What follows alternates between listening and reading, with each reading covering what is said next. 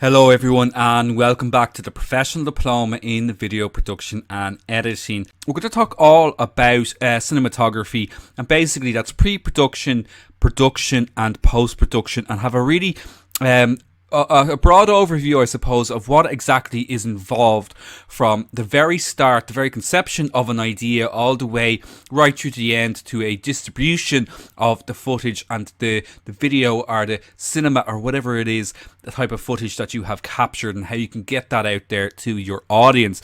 So we're going to break it down and look at things step by step.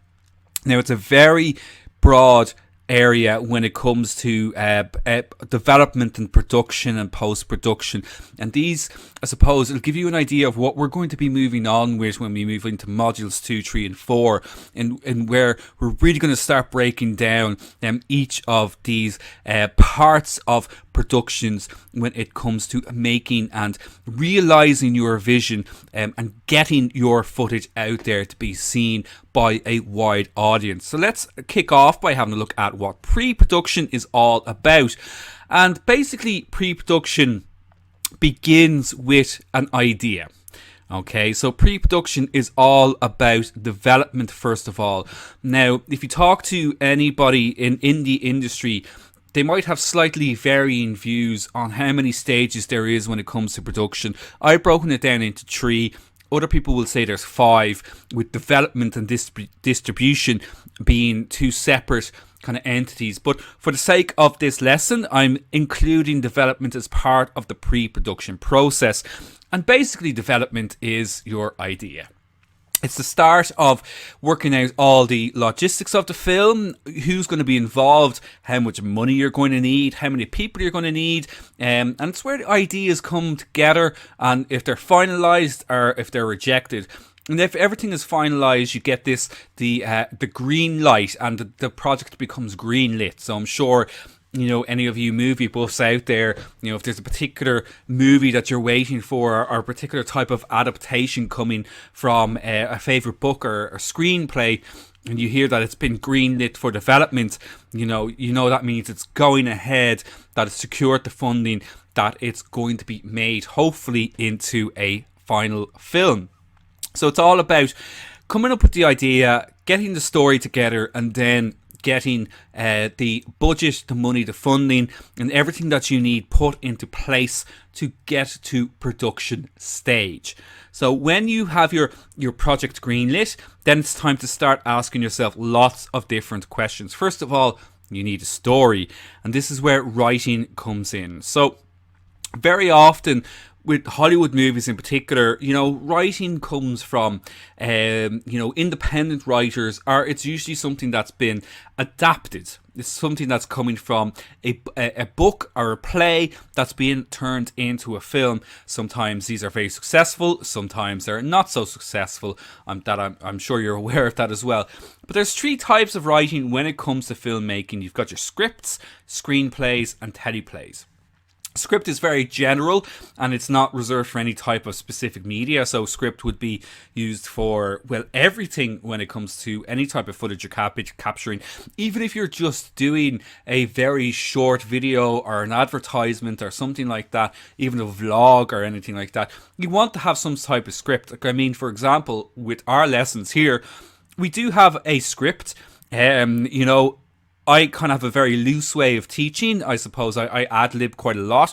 Some of our other educators, if you've ever taken any of our other courses, they go meticulously to a script to make sure that they kind of stick and cover every single point.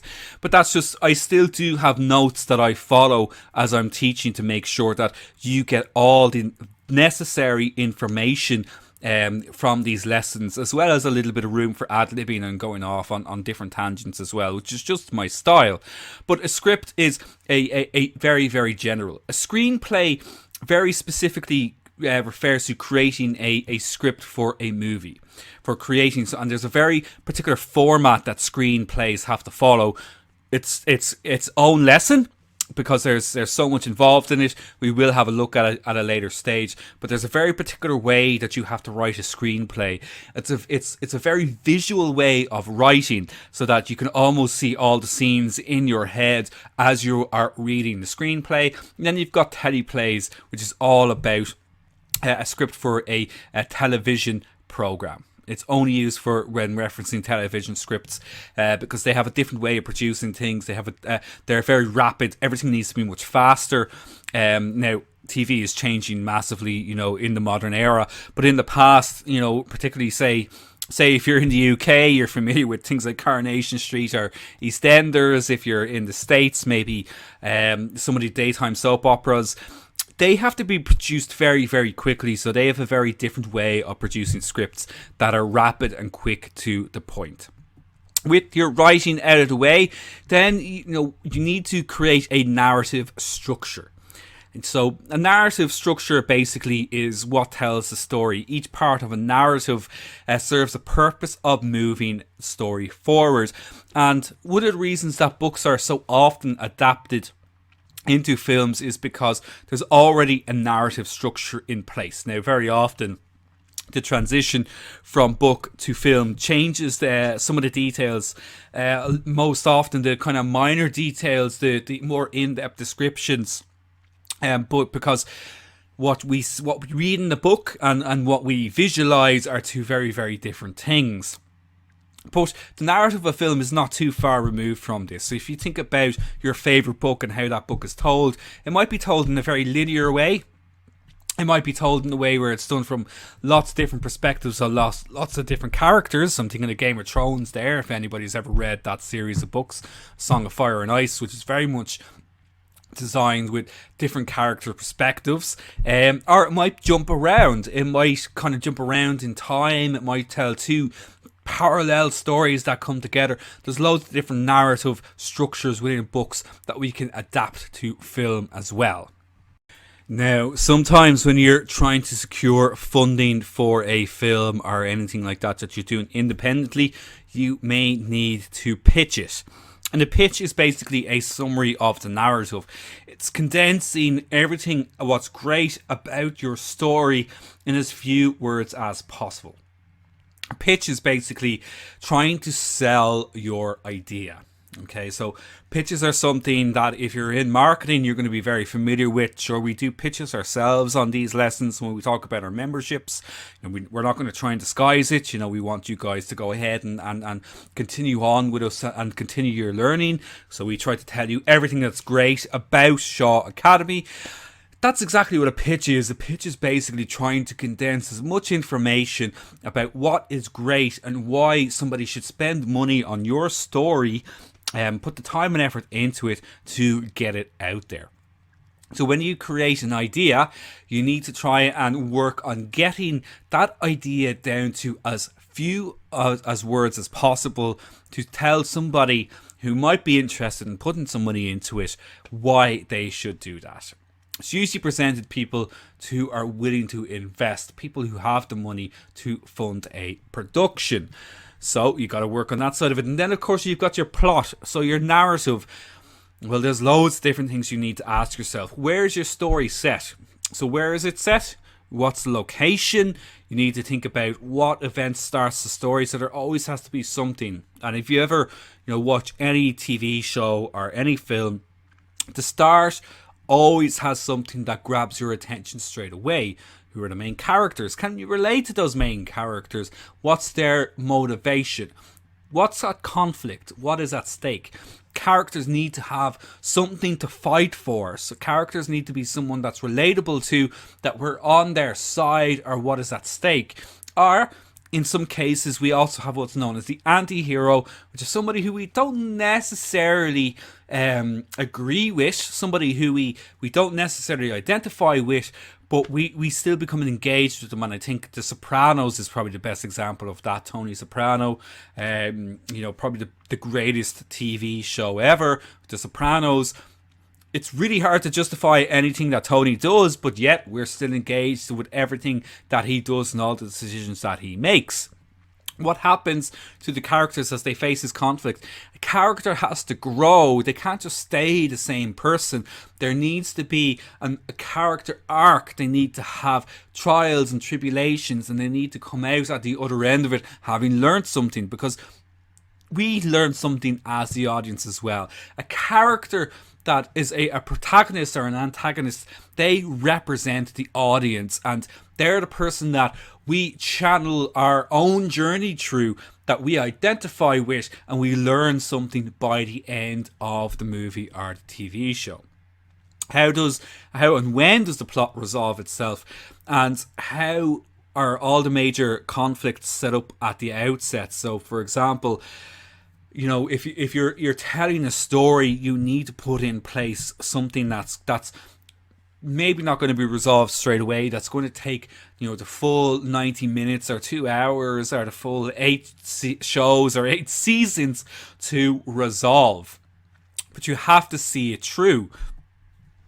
And ultimately, what is the impact on the characters? What do they learn from it? What do they gain from it? And remember, the idea is that we try to relate to these characters. They are, in essence, us. So every story has a beginning, middle, and an end. Okay, so it should be pretty obvious. Sometimes it's not always told in that order, but there is always a beginning, a middle, and an end. And typically in movies, there are 3 acts and an arc. So as you can imagine, an arc is something that starts low and it moves in an end shape, and then it kind of dips off and falls off at the end. So the middle part is where all the conflict and all the story happens.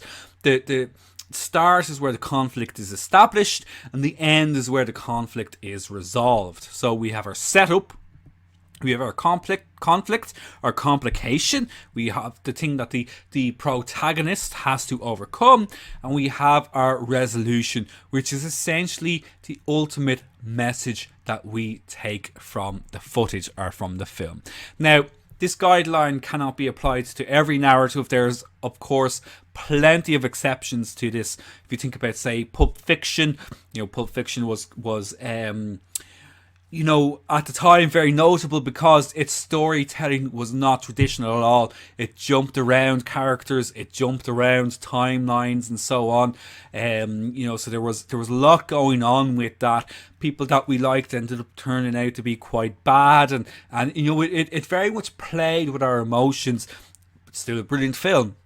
So that's a good example where the guideline, the arc is just not straightforward. However, we would only understand the film like that based on our understanding of other films, which is something that Quentin Tarantino would play upon with a lot of his types of movies. He makes movies for cinema goers, for movie lovers who have understandings of these types of narratives already, so that he can kind of play with them and subvert those expectations. However, he would be an exception to the rule. In general, most will follow this 3-act arc: a setup, conflict, and then resolution. An inescapable fact that no matter what type of footage you want to capture, it's going to cost you money. So I say any movie here, but I mean realistically, it's any type of footage that you're going to capture is somehow going to cost you money. If you're vlogging, you're going to have to maybe pay for premium accounts to be able to stream your content. You're definitely going to have to invest in things like your equipment, like microphones and the camera, to make sure you get good quality footage. But everything, I use that word investment, everything is an investment. When you're doing much higher end stuff, if you're really aiming to get out there and become a filmmaker, it's very difficult to fund things yourself unless you're in a very fortunate situation where money isn't an object for you. So you have to secure money from outside sources.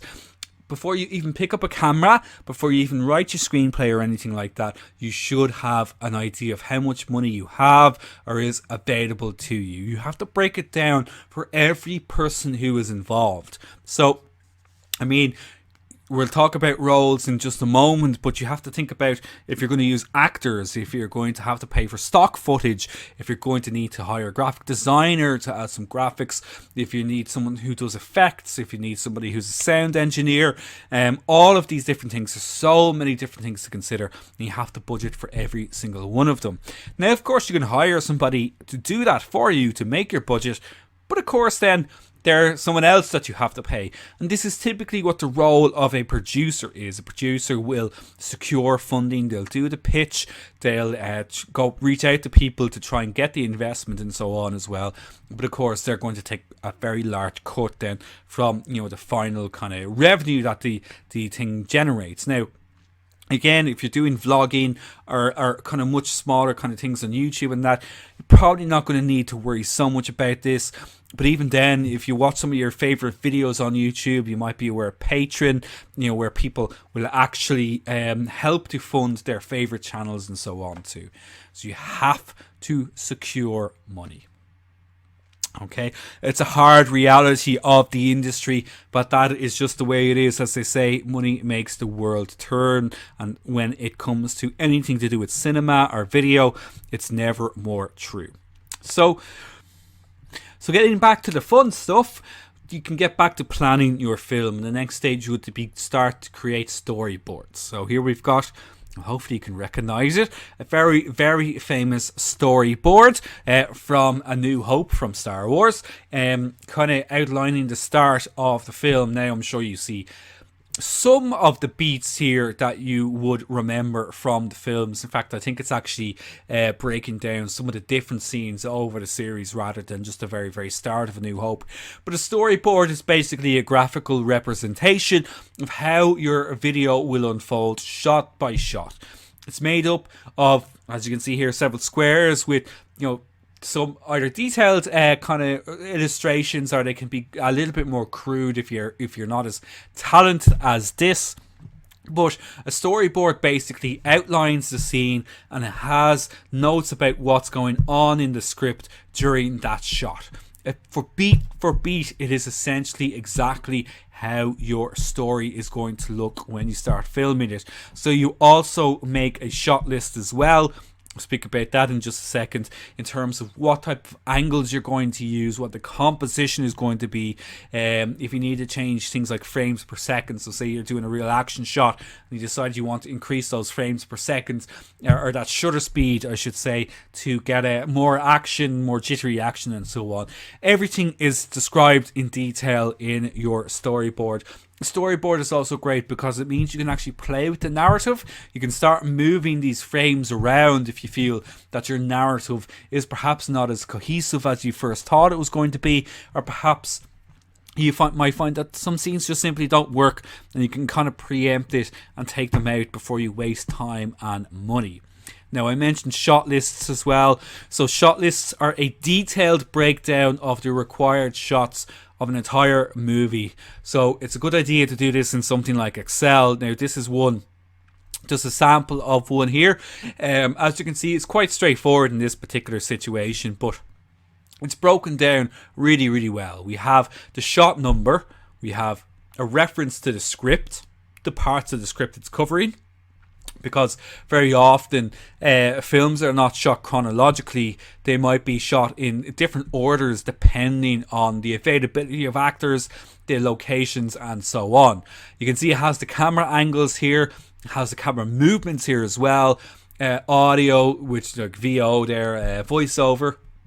You've got your subjects, the people that are in the scene, and a description of the shot. So this is a really, really detailed breakdown of exactly what's going on, which is a really, really good guide for anybody who's reading it. So, you know, the director of photography knows exactly what they're doing and who's involved in the scene and what's going on, and whether it's interior, exterior, etc.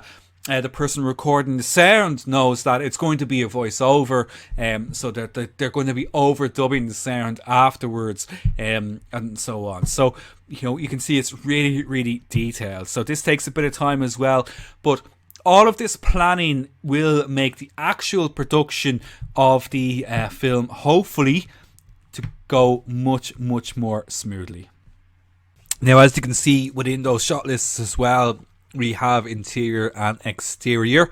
So there's a detailed description of where you are actually going to be filming as well. And that's all worked out beforehand too by a location scout. The primary duty of a location scout is to find an environment best suited for a particular scene, or if it's something that's going to need to be done on a set, for a TV show or for a commercial. And that begins with the script, which indicates the type of location that is needed. And it can be very, very difficult to find the right location. Of course, you're going to want to bring a camera with you so that you can show a little bit of the space and indeed the type of light as well. Sometimes it'll also indicate what time of day they're planning to film the scene at too, so you can see what type of light is available to you. You also then have to occupy all the roles and, well, first of all, work out all the roles that you're going to need and then find the right people for them as well. So, first of all, who is your director? Likely it's going to be you if you're making this yourself, but a director's role is very, very broad, much more than just actually being on set telling people what to do. Who are your actors?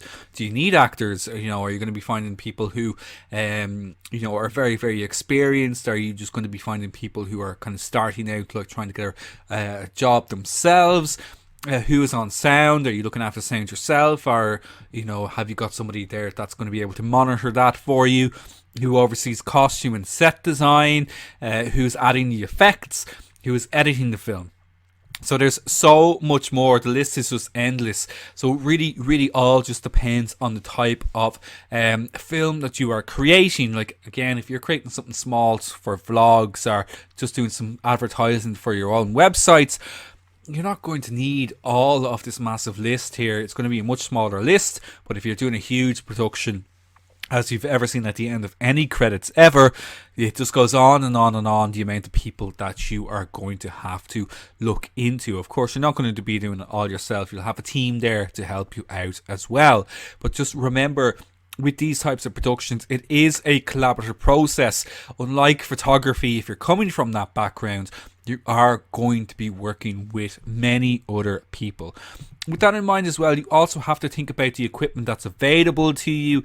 Are you going to be using your own mics and cameras? Generally, as you start out, you are. But as your budget grows, your client base and everything else like that, you can rent out much higher end equipment. So you can allow for this within your budget as well. Now, I mean, if you're investing in your own equipment, if you're planning on buying your own equipment, it will set you back literally tens of thousands of dollars for the right camera, the right setup, the right lenses.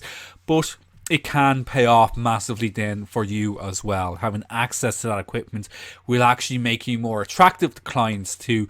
So if you're willing to put the time in and the investment in, it can pay off hugely for you in the long run. But in general, most large productions will actually just rent out the equipment instead of putting, tens of thousands of dollars into buying the equipment themselves. Finally then, as part of your narrative, it's important to think about the close. What is your closing shot? The final part of any narrative is the closing shot. This is essentially how your film will end, and it has to have an impact. It's the last thing your audience will see. It'll maybe hammer down the message that you were trying to get across in your filming. It'll maybe leave a lasting impression on the viewer. It might have a nice resolution, or maybe leave things open-ended for something more at a later stage. So your closing shot, known as the close. So that's everything to consider when it comes to our pre-production, at least for now.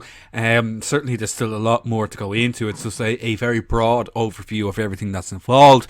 As you can see, it's taken up a large part of the lesson already. That's because so much actually happens at this stage that when you then move on to the next section, which is your production, there's, you have everything in place then. So, you're really kind of following everything that you've already laid out. However, there's still plenty of things to consider. The very first thing is when we talk about production, what we're really talking about, I suppose, is cinematography. And what is cinematography? And well, cinematography is the art of photography and visual storytelling in a motion picture or a television show. So it's essentially photography, but with movement and with sound.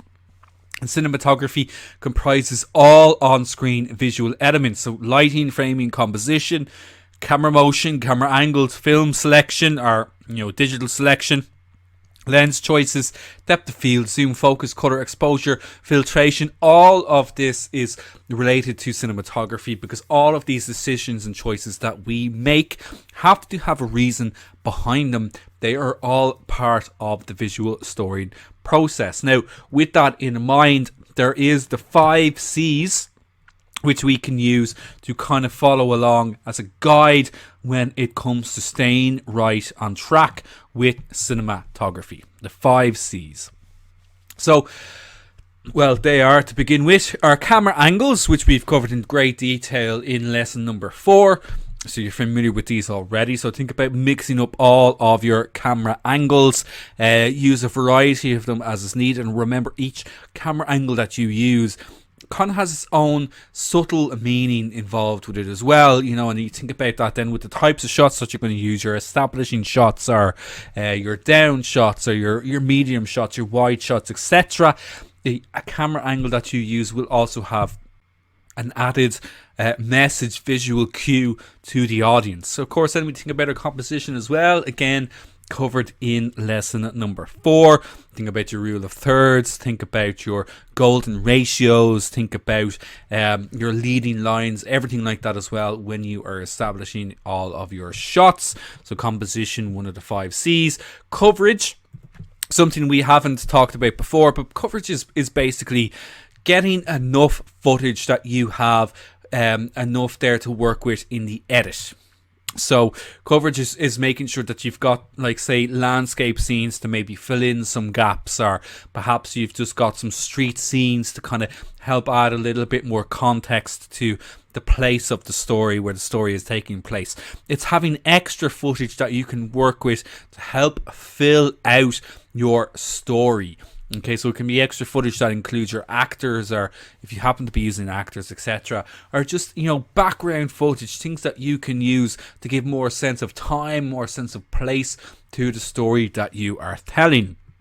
Continuity then, of course, very, very important, is that when you want to make sure that when you're filming over a few days, or, you know, perhaps sometimes over a few weeks, even a few months, that, you know, if you've got a scene where you're not going to film it all in one day, it's going to take a bit of time to do it, that you pick up exactly where you left off. I mean, there's people on set in much larger productions that are there specifically to ensure continuity is correct. So this will help you to avoid, well, silly mistakes where, say, a cigarette is lit in one scene and it isn't lit in another one. But more importantly, it'll help to ensure that there's no massive plot holes in your film or in your story. So continuity, very, very important to be constantly taking notes about exactly where somebody is in a scene, how they look, the lighting in the scene. As in this example here, there's a candle burning. You wouldn't want to come back and the candle's suddenly halfway down. You want to make sure that it's going to be in the same place. All these little things, attention to detail, because people always pick up on the small details. And finally then, cutting is knowing when to cut. It's knowing when to make the edits on your films. It's knowing when to keep in the right type of footage. It's knowing when, you know, even if there's something that you feel is really, really strong visually, or, you know, something that's strong narratively, sometimes it may not actually fit into the overall finished piece. Sometimes you have to make these decisions to get rid of something that you really love. Bear in mind as well, unfortunately, sometimes it's not always going to be up to you as well. It may be up to your client's demands. It may be up to, say, a studio. There's other people that will sometimes interfere. And there's lots and lots of different famous cases where, you know, films have been put out that the director necessarily did not agree with. You know, David Lynch in Dune is a very famous example. More recently, Fantastic Four, Fox's Fantastic Four, where the director just completely disowned the film because they kind of decided to reshoot and do lots of different cuts on that as well, which is why very often you'll end up with director's cuts, which is the one that is specifically coming from the director. But cutting is still very, very important, that you communicate with your editor about how your story flows and works. Sometimes you're going to have to make long things much shorter. sometimes you're going to have to maybe go back and reshoot something if it just isn't right. With that in mind, then, we've covered everything else when it comes to production throughout this course. So we've spoken about choosing the right lens, your lens selection for your wide shots, for your close-ups, for your extreme close-ups, all of these different lens choices that you make for the particular scene. We looked at our camera movements, how all of that influences the way that we reveal certain aspects of our story. If we're dollying in on a shot, if we're panning to show perspective on a room, if we're trying to frame somebody to kind of give a portrait look to a particular scene, or to show them isolated a little bit more. And remember, we combine this then with our shutter speed if we want to try and speed up the action or give a more dreamlike quality to the scene. We've got our depth of field, and we've got our aperture as well, our focus too, combined together to say rack focus, to change our perspective in the scene, to change the viewer's attention, or just again to isolate our subject and narrow our focus onto that particular individual, or show how conflicted they are in the particular scene. We've got our light, something we didn't cover too much now within this course, within this module I should say, but absolutely we will be covering in great detail as we move on throughout this course, as it's obviously a huge part of filming. But lighting, all about how we capture light, whether it's going to be natural light, the time of day that you shoot at, or if you're going to use artificial lighting, which very, very often and very frequently you are going to have to do in big budget productions. We spoke about colour in lesson number 5, whether you're shooting in colour in black and white, and the decisions behind the types of colour that you use, ensuring your white balance is correct, and then adding colour grading in post-production.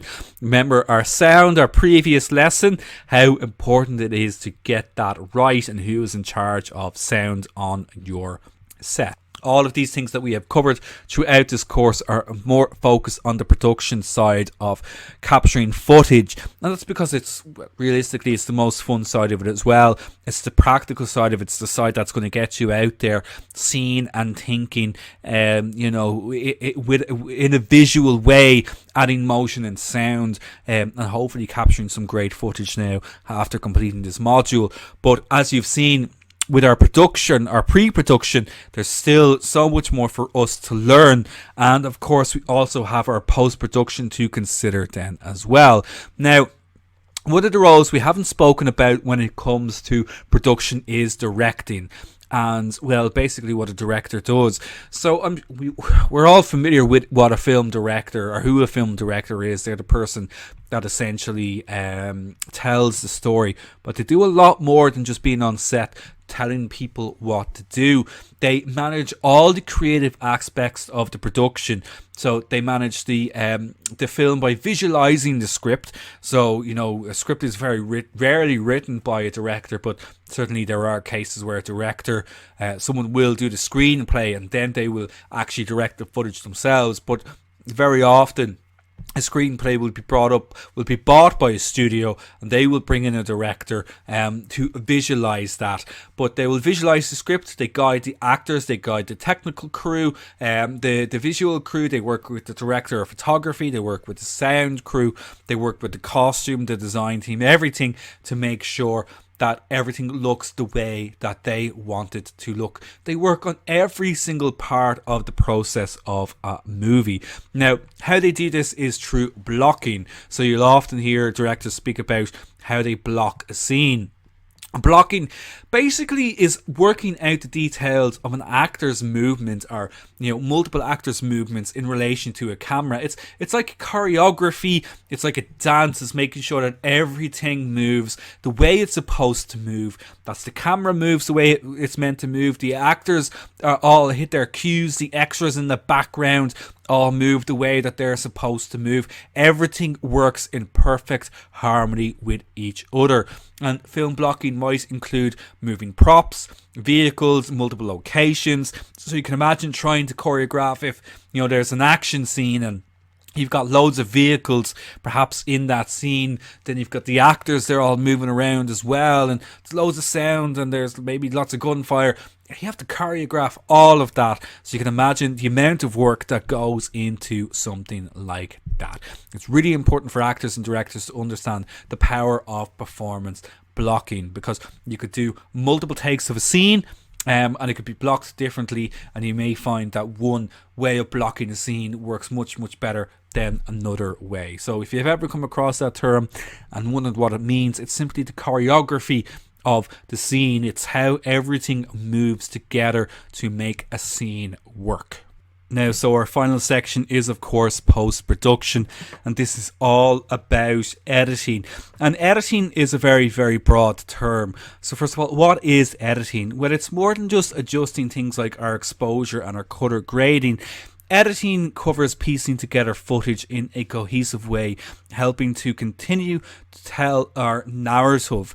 In fact, the majority of our storytelling will happen in the editing process. Editing is a lot more than just simply slotting in the pieces of our footage to tell our story. There's a lot more that we can do with editing to help in to further our narrative, from transitions and then to correcting color, grading, exposure, sound, and so much more. Now, editing starts all the way back. Well, it actually starts earlier than when you begin to shoot. Editing starts at the storyboard process. When you are laying out your scenes, you might find that certain ways that you had imagined a story was going to run, you might start moving those scenes around at the storyboard process to tell something that you feel is much more cohesive, makes more sense. But when you are shooting, everything that you decide to leave out of the frame and everything that you decide to include within the frame, that is part of the editing process.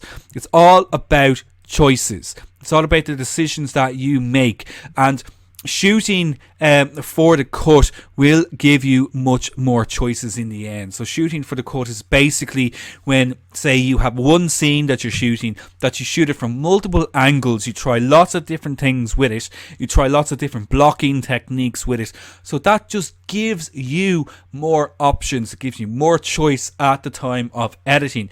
It be very foolish to do one take of a scene and think that that is going to be it, unless you're extremely confident, or perhaps you might only actually have one opportunity, but otherwise you should shoot over and over and over again. You can bring all of that footage together then in the editing process. Now, that brings in the editor, and a film editor combines all these hours and hours and hours of footage together to make a movie.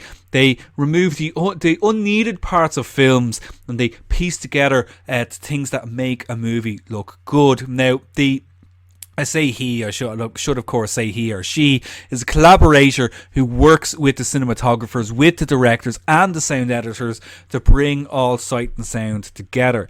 Now, an editor doesn't simply just slot together the footage, just piece it together like a jigsaw.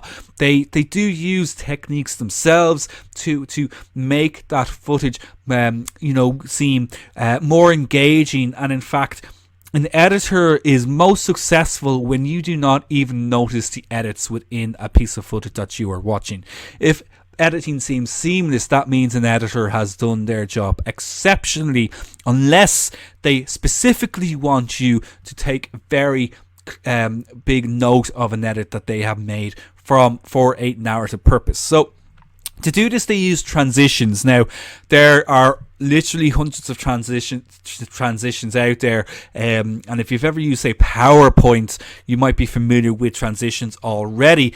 A transition is basically used in post-production when you're combining scenes or shots. Most commonly is just a normal transition, a normal cut, like we use within these lessons, where you're just moving from one slide to another. However, sometimes there's lots of moving parts, or there's fade-ins, or there's overlaps and things like that will add style to a scene and are used as part of a narrative process. So just to list off a few of these, there's way too many to list them all off, but I'll certainly go through some of the more common ones, like your standard cut, which is literally putting two clips side by side. You'll most likely use this more than any other cut.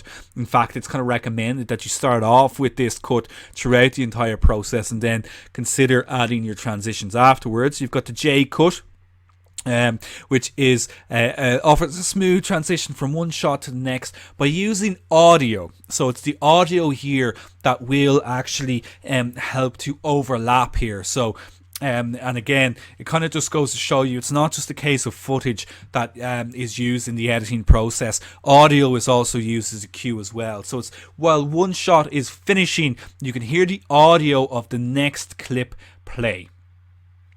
So you'll hear it. So it's like the music cuts in and it moves into the next shot. So that is known as a J cut. We've got cross cutting as well, or known as parallel editing, and this can be quite difficult, a little bit more of a complicated one. But what you're doing is editing two different stories so they play side by side. Not a more familiar one.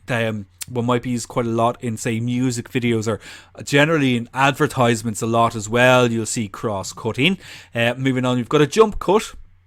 Because these fracture time in a very notable way. These are really, really interesting. You take your longer clips and you cut bits and pieces out of it as well, that you want to include. So it makes it look like it's jumping all around. You'd use this as well, say if something, the action's getting a bit frantic, or the protagonist is maybe getting a little bit agitated or something like that, that you got it jumping all around, all over the place, to kind of give you that idea that things are getting intense.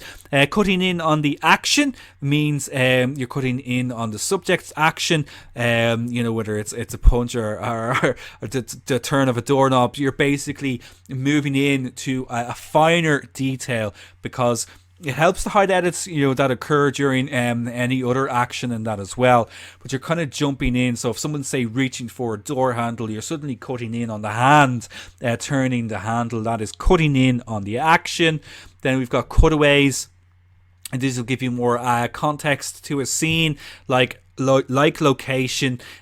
So while perhaps there's something going on, you might just cut away to something else that's happening to give a bit of background information. And this is where you use your coverage, your covering shots, all this extra footage that you've been shooting. This is where you include these as your B-roll cuts. Then a montage. Hopefully you're familiar with montage. Simply watch a Rocky film, you'll know exactly what a montage is.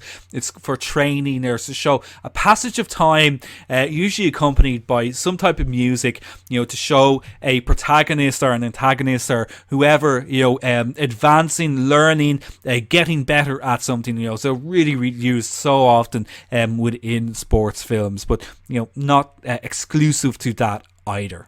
Now, moving into the final parts then of your editing process, you'd be looking then at color grading, which is editing, and we've spoken this about this back in our color lesson. But color grading is about giving that a certain color palette to your film, to your footage. Maybe you just want to have everything neutral, everything clean in terms of the colors. But it is also about dealing with things like contrast, saturation, the level of detail, which is the sharpness, the darks, the whites in your footage are all enhanced at this stage, which with, of course, the director's input on this as well. Now, you would absolutely be relying on the expertise of whoever happens to be doing your retouching or your colour grading for you as well.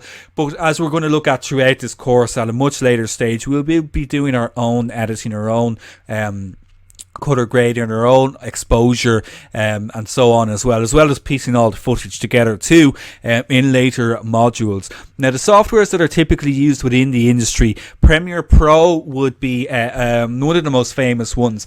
Typically, Adobe dominate when it comes to any type of visual software, and Premiere Pro is no different in that sense, but it is very much rivaled by Final Cut Pro as well, which is exclusive on the Mac. Premiere Pro is available on PC and Mac. So typically, if you are a PC, a Windows user, you're going to be using Premiere Pro, which is a very dense program. But I mean, really realistically, if you can use one of them, you can use all of them. They all kind of have a very, very similar structure.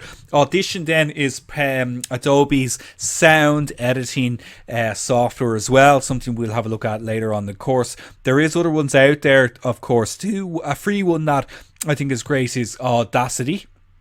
Some of you may be familiar with that already, but Audacity is really, really good free software for editing sounds, to get familiar with the sound editing process. And there's a lot in it, but sound editing is very, very tricky. Which I can certainly attest to that. And then we have DaVinci, which is used for color grading. Now you can do color grading like exposure controls, all that kind of thing within Premiere Pro and Final Cut as well.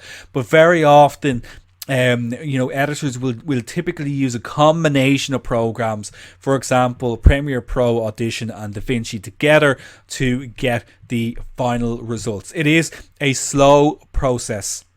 It requires a lot of time because there's so much involved. There's a whole module on this. Module number 4 is all about working within these programs. But it is pretty much the final step that you're going to take before you actually finalize and finish your film. When all of that is done, then it's time to get it distributed.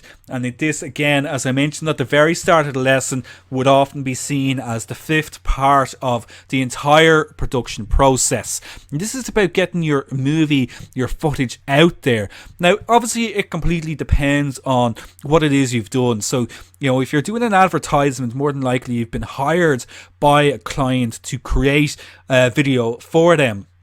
So they're going to handle all of this. You're going to just hand it over, and they will handle all of the marketing side for it, of course, if they're happy with everything that you've done.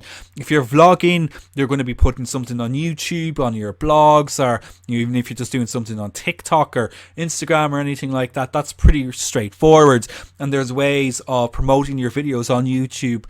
We'll have a look at how to do that within module number 2.